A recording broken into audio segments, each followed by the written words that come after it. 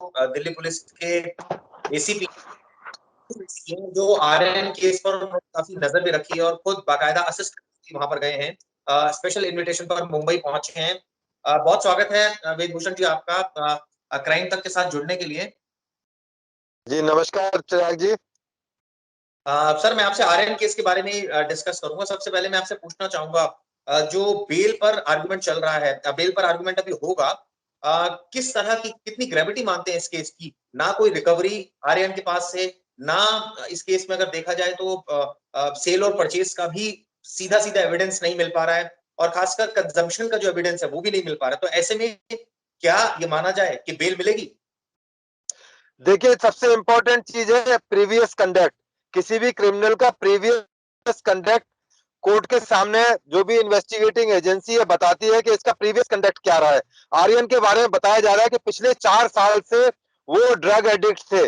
Film industry में पहली बात नहीं है कि ये आर्यन ड्रग एडिक्ट है। आपको याद होगा संजय दत्त और बहुत सारे फिल्म के बड़े बड़े हीरो हीरोइन जिनका नाम है दिल्ली मुंबई के अंदर, वो जाने जाते हैं ड्रग्स के लिए। इवन यहां तक कहा गया कंगना रनौत द्वारा कि 90% जो यंगस्टर्स हैं फिल्म इंडस्ट्री के अंदर वो ड्रग के एडिक्ट हो चुके हैं। तो तमाम चीजें कोर्ट कंसीडर करती है। दूसरा पक्ष ये है कि जो को एक्यूज है, जो उनके साथ बाकी जो पकड़े गए हैं, उनका कंडक्ट क्या था, क्योंकि वहां बिल्कुल ये कंफर्म हो गया है कि वहां पर ड्रग्स ली जा रही थी और उनके पोजेशन से मिली है। तो इस चीज को रूल आउट नहीं किया जा सकता कि वो उस महफिल का या उस तमाम कॉकटेल पार्टी का या जहां पर ड्रग्स ली जा रही थी उस पार्टी का हिस्सा नहीं थे। तो इसलिए उनका जो बिल्कुल कंडक्ट है बिल्कुल क्लियर है, और एनसीबी पूरी ताकत के साथ, पूरी जोर शोर के साथ में इसको कोशिश करेगी कि उनको बेल ना मिल पाए। तीसरा एंगल है इंटरनेशनल इन्वेस्टिगेशन का। अब यह पक्ष निकल के आ रहा है कि इसके तार इंटरनेशनल अंतरराष्ट्रीय स्तर पर जुड़े हुए थे। तो ये जिम्मेदारी बनती है एनसीबी की, वो जाकर विदेश में जाकर जहां भी ड्रग्स के कनेक्शन इनके होते हैं, चाहे वो मिडिल ईस्ट से ड्रग्स प्रोक्योर करते हैं या दूसरे कंट्री से किस तरह से आती है, ये तमाम चीजें एनसीबी की ड्यूटी है कि वो जांचे कि ड्रग्स इंडिया में किस रास्ते से कैसे आ रही थी, कौन उसको सोर्स कर रहा था, फंडिंग किस तरह होती थी, क्या क्रिप्टो करेंसी के थ्रू फंडिंग होती थी, कैश में पेमेंट किया जाता था या किसी और माध्यम से पेमेंट होती थी। तो ये तमाम चीजें हैं। अभी इसमें इन्वेस्टिगेशन, अभी मेरा कहना यह है कि बिल्कुल अभी स्टार्टिंग है पोजीशन। अभी इसमें बहुत सारे तथ्य हैं, फैक्ट्स वेरीफाई होने हैं। कुछ अभी अरेस्ट लगातार डे बाय डे एनसीबी कर रही है। तो ये जल्दबाजी होगा कि कोर्ट इसमें बेल देगी या नहीं देगी। ये कोर्ट के विजडम के ऊपर निर्भर करता है कि कोर्ट क्या सोचती है कि क्या बेल देने से ये गवाहों के साक्ष्यों के साथ में कोई खिलवाड़ नहीं करेंगे या कोई इन्वेस्टिगेशन से छेड़छाड़ नहीं होगी। क्योंकि ये बहुत इन्फ्लुएंशियल हीरो शाहरुख खान के बेटे हैं, तो इनका जो प्रभाव है ना केवल फिल्म इंडस्ट्री में है, बिल्कुल तमाम पॉलिटिकल और बड़े बड़े मीडिया और घरानों के साथ भी इनके पर्सनल कॉन्टेक्ट्स रहे। तो ये तमाम चीजें कंसीडर की जाएंगी और एनसीबी की बात को सुना जाएगा।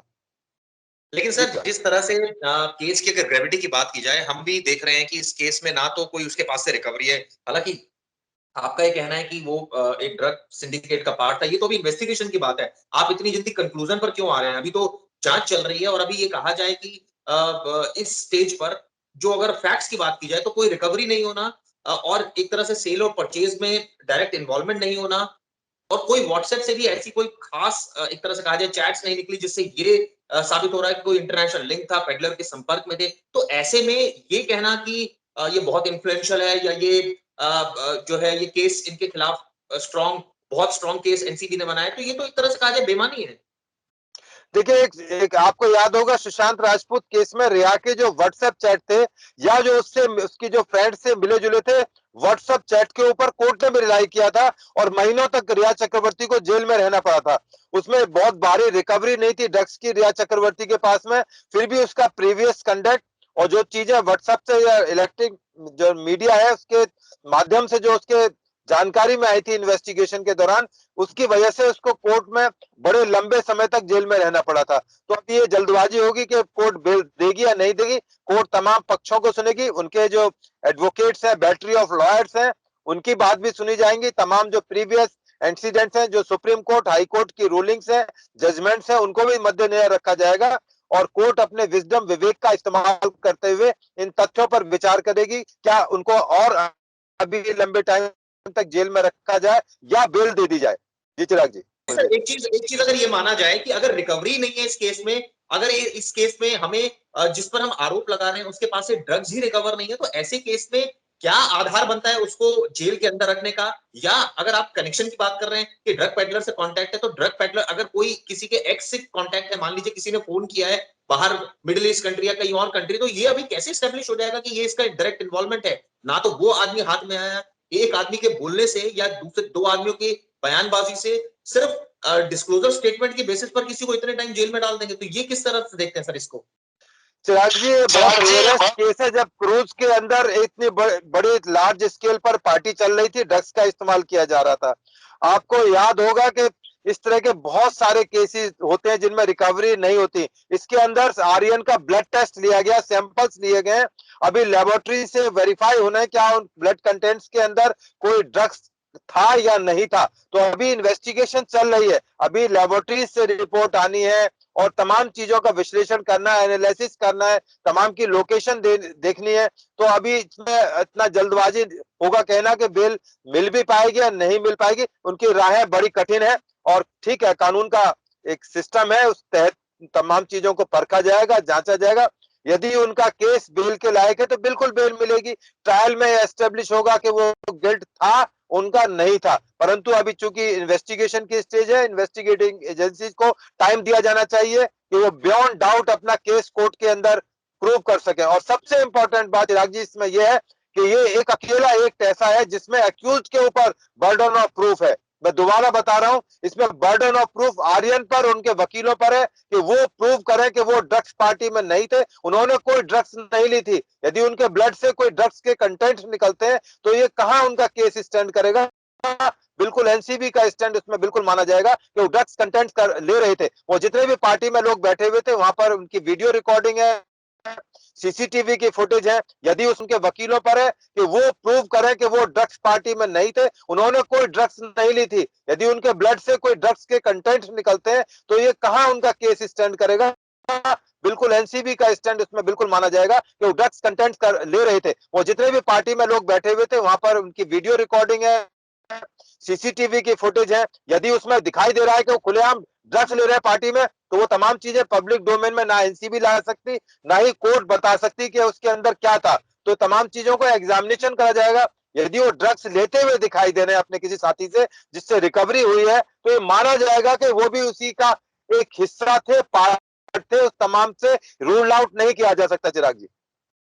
नहीं, लेकिन सर वो बात सही है। क्या ये माना जाए कि इनको शाहरुख खान का बेटा होने की सजा ज़्यादा भुगतनी पड़ रही है? क्योंकि हमने देखा अभी हाल ही में एक एयरपोर्ट से कई हज़ार किलोग्राम ड्रग्स बरामद हुई। तो ये तो 6 ग्राम चरस इनके एक दोस्त से मिल रही है और इनसे तो रिकवरी नहीं हो रही। तो ये कहा जाए कि इसको मीडिया हाइप बहुत ज़्यादा मिला हुआ है केस को, रादर देन ये इतना इम्पोर्टेंस केस जो है वो इतना नहीं है, क्योंकि इसमें जो ओवरऑल अगर बात की जाए, क्योंकि हाई प्रोफाइल बनने की वजह से कटघरे में है। मैं ये नहीं कह रहा कि ये दोषी नहीं है, या मैं ये नहीं कह रहा कि इनके खिलाफ सबूत नहीं है। मैं ये नहीं कह रहा कि इनके खिलाफ सबूत है, क्योंकि अभी तो ये तो स्टेज की अभी तो वो स्टेज है जब इन्वेस्टिगेशन अभी ऑन है। लेकिन जहाँ तक बेल की बात है, बेल का एंटाइटलमेंट तो ऐसे केसेस में आरोपी हो ही जाता है जब उसके पास से कोई रिकवरी नहीं हो और कोई कि उसको ऐसा मेजर डिस्क्लोजर स्टेटमेंट नहीं हो। देखिए शाहरुख खान एक आम आदमी नहीं है और उनके बेटे आर्यन नाइक आदमी नहीं है। उनका एक बहुत बड़ा प्रोफाइल है पूरे हिंदुस्तान के अंदर। पूरी फिल्म इंडस्ट्री को पूरे हिंदुस्तान के लोग फॉलो करते हैं, यंगस्टर्स फॉलो करते हैं कि आर्यन कैसे ड्रग्स ले रहे हैं।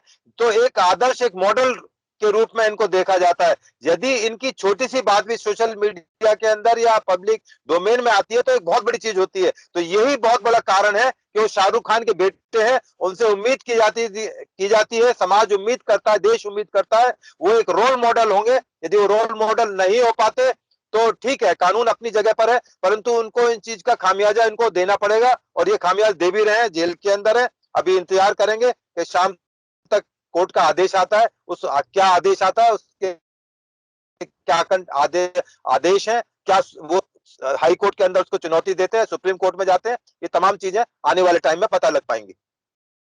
तो शुक्रिया ब्रिजभूषण जी, दिल्ली पुलिस के फॉर्मर एसीपी हमारे साथ जुड़ने के लिए मुंबई पहुंचे हुए हैं और खासकर नजर रखे हुए हैं इस केस पर, और एक स्पेशल एक तरह से इन्विटेशन पर मुंबई गए हैं और वहां पर असिस्टेंट भी कर रहे हैं। तो धन्यवाद ब्रिजभूषण जी हमारे साथ जुड़ने के लिए, आपने अपना कीमती वक्त हमें दिया। क्राइम तक के साथ आप जुड़े, धन्यवाद। Thank you Chirag ji, thank you very much, thank you very much.